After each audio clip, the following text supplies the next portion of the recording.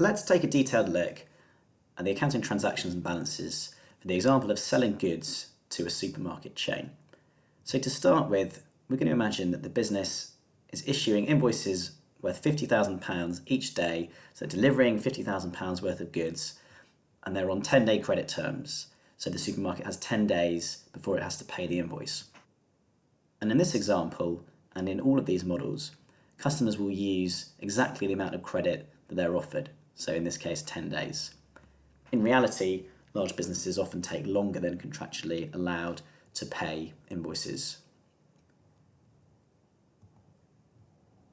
So if we click Start, now we see for the first 10 days, the receivables balance is increasing as revenue is generated, but no money is coming into the business yet.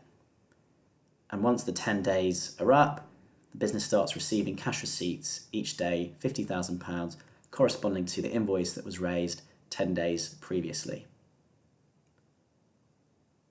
Now, just like water tanks, the level will rise if more is coming into the tank than going out, and it will fall if more goes out than in. So if we look at this in regard to receivables, currently £50,000 each day of new invoices are coming in and £50,000 of cash receipts each day are going out. So the balance is staying constant. But if we decrease revenue, we see receivables balance starts to decrease, and if we increase revenue, we see that it starts to increase because more is coming in than going out.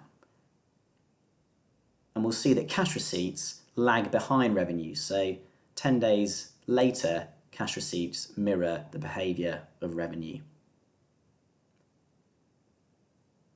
So if we look at what happens if we decrease receivables days down to 0, this is generally a good thing for a business because it means that customers are paying more quickly. So now customers are actually paying on the same day. Whereas if receivables days increase, this now means that customers are taking longer to pay. So the business is not getting any money in, which clearly could cause cash flow issues.